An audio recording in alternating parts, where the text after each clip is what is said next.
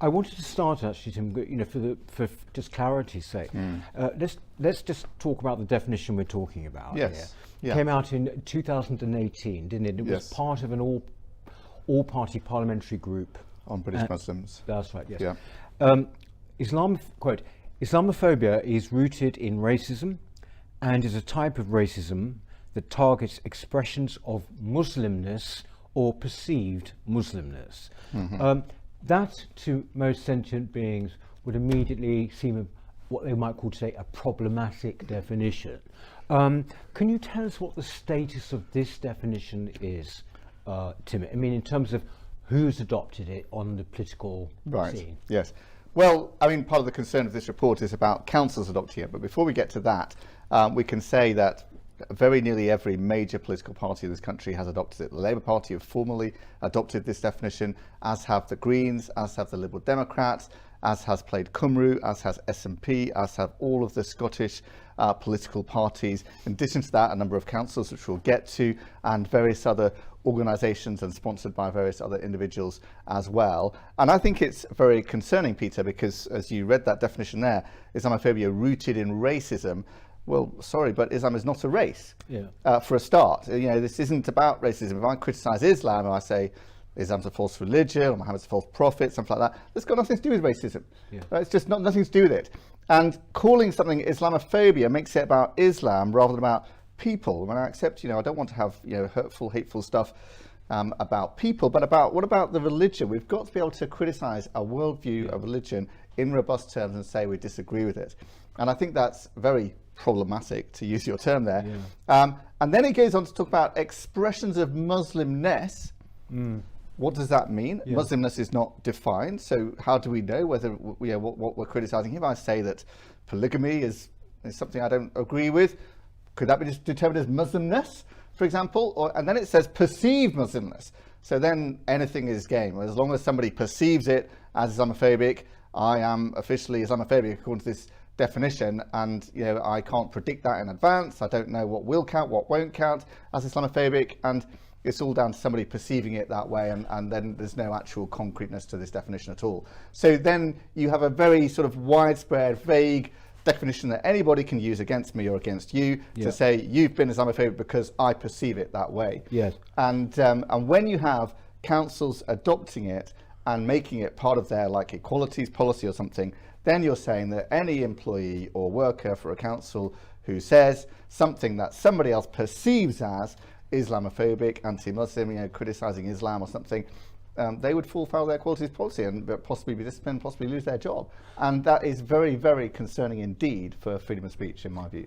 It's something like 1 in 7 councils in England. So yes, so across England, so what the substance of this report is he's done a whole load of freedom of information requests to the 300 plus councils across the UK. He found that 52 of the English councils have adopted this definition. That's 15.6%. It's slightly more than 1 in 7, actually. That's a lot. And then in Wales, it's actually 5 councils, which is 23% of the councils there, and in Scotland there's 8 councils, which is 25% of the councils there. So this is an increasing issue that they've adopted this definition, and I think it's very concerning for free speech for all those people concerned, and also not forgetting the political parties as well. If you're a member of one of those political parties and you say you don't agree with Islam or something that somebody else says is Islamophobic, you could face sanction for that, and we've started to see that happening already. Let's get this quite clear. From what you've been to all the people who've adopted this particular definition, but not the government, right? Or is it the Conservative Party? Both. So the Conservative Party is the only mainstream party that hasn't adopted it as their own definition. And then it got very, very close to being adopted by the government back in 2019. As you may remember, Peter, you and I were signatories to an open letter that was signed by something like 40 different people from very different persuasions: atheists, secularists, Christians, former Muslims, Hindus, Sikhs, and people like Richard Dawkins and Peter Tatchell and myself. People were shocked, like Christian Concern and the National Security Society agree on something. Well, yes, we do in this case. And And that letter came out like the day before the debate, I think, and I think it swung the government to decide, no, we're not going to do this. Yeah. And they said, quite rightly, this definition is not fit for purpose. Yeah. And then what they did then under Theresa May is they said, right, we're going to appoint a group to propose an alternative definition. And they appointed an imam, and then Boris Johnson came in and things changed. And finally, just recently, I think it was last year, the government said, actually, we're going to drop defining Islamophobia, which I think is the right decision, because Islamophobia is about Islam. That's what it is in the term. And let's call it anti-Muslim. I'm happy with that. Anti-Muslim, that's about the people. Yes, I don't want people being abusive about people, but about a religion or a worldview, we've got to be able to say, I strongly disagree with it, I think it's wrong, I think it's immoral, I think this is false, I think it's bad for you, bad for society, whatever else. And you've got to be able to criticise the culture going in with that religion as well. And you've got to be able to say Islamic culture is worse for women, let's say, than Western culture. Most of us would agree with that. I could be called Islamophobic for saying that. If somebody perceives it that way, because it's about Islam, not about the people. Do you see what I mean? Yes. Can you tell me, along these lines, are there any particular, there are a couple of cases mentioned in Hardeep Singh's report, actual examples of where people have fallen foul. Can you explain, tell us a few things that have happened? Yes, one of the most high-profile cases is Sir Trevor Phillips, former head of the Equalities and Human Rights Commission, who actually has said that he kind of introduced the term Islamophobia into the country with a report when he was head of the Runnymede Commission. He's said various things about Islam in the country, that they're not integrating very well and things like that.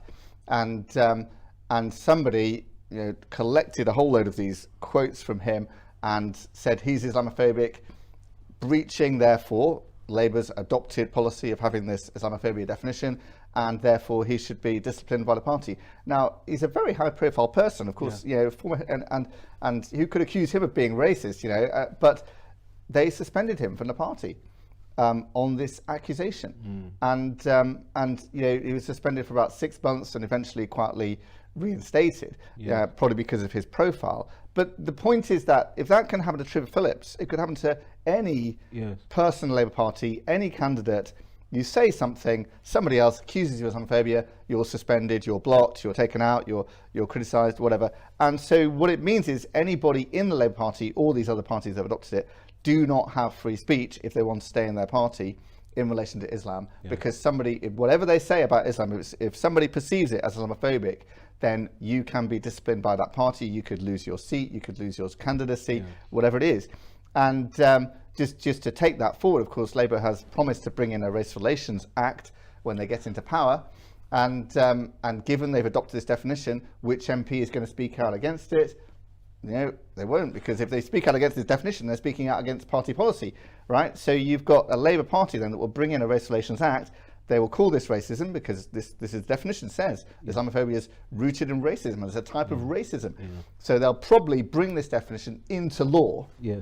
And then the whole country is kind of silenced in what we can say about Islam, because you would be breaching a law, and that is then an Islamic blasphemy law that we would have. And we're that close from getting an Islamic blasphemy law in this country, I think. Some people would say to him, we've already got one by the back door, as it were, I mean, well, yes. Blasphemy. Interestingly, with Trevor Phillips, is that he's, you said, more or less introduced the term back in the 90s, but I think has sort of spoken about his regret about that, hasn't he, I think, at one point. Yeah, well, I think he now recognises that the term, even the term itself, as I said, it's about Islam, and that's the wrong term. Let's use anti-Muslim. Islamophobia, well, we've got to be able to criticise Islam and speak against Islam, and I think that's the problem. The problem is, in some ways, in the term itself, let alone the definition, which the definition makes it even worse in terms of talking about racism and perceived Muslimness. It makes it very, very expansive. Actually, while we're on that point, we have a letter here, actually, that you found. If you could just explain it to us. It's actually from July 2021. It's the Labour Party. It's to the leader of the Labour Party. But this more or less spells it out, doesn't it? Well, this is very interesting. This is a letter sent, as you said, in July 2021 from Annalise Dobbs, chair of the Labour Party, and Steve Reed, Secretary of State for Conservative for Communities and Local Government, addressed to every Labour leader of a local council. And it says, we recommend that you should adopt the all-party parliamentary definition, the one we've been talking about, of Islamophobia, and it's really important that you do this. And then it's sort of, just to quote, it says, we would therefore be very grateful if you could let us know if your council has now adopted the definition. If it has not yet been adopted, please also let us know what we can do to help ensure that it is. So it's basically kind of it's clear instruction to Labour councils: you must adopt this definition. We want you to adopt it as a matter of our policy. And of the 52 councils, 34 of them are Labour councils, and that's something like 65%. And so, again, if you're a Labour councillor, Labour's adopted this definition. It comes up for debate in the local council. You're not going to criticise this definition because you're breaching Labour's rules if you do. Exactly. So it's obviously going to pass through with no criticism, with no questions, at least from the Labour Party members there. And that's the situation we've got ourselves into here. And Labour Party is pushing their councillors to all adopt it, in spite of all the concerns that have been raised by it, which are very serious concerns about this definition. Yes, I mean, as you say, with the exception of the government, it's pretty much establishment-wide, isn't it? These things tend to have a trickle-down effect, don't they? Other institutions will kind of go by that definition. Can I just ask you, before obviously you've made it quite clear what you would prefer instead, but the actual term Islamophobia, I remember Christopher Hitchens talking about this. It was a nonsense term anyway, wasn't it? It's sort of it's an illogical term, and an incredibly pernicious one, which is obviously what's coming to light now. I mean, can we explore a bit, when we talk about blasphemy law, you hear this, and I've just said it as well, that this, basically is let in a kind of blasphemy law.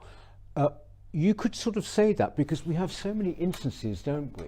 For example, we've talked a lot about the Batley Grammar School teacher, who I believe is still in hiding for showing cartoons of Mohammed to his pupils.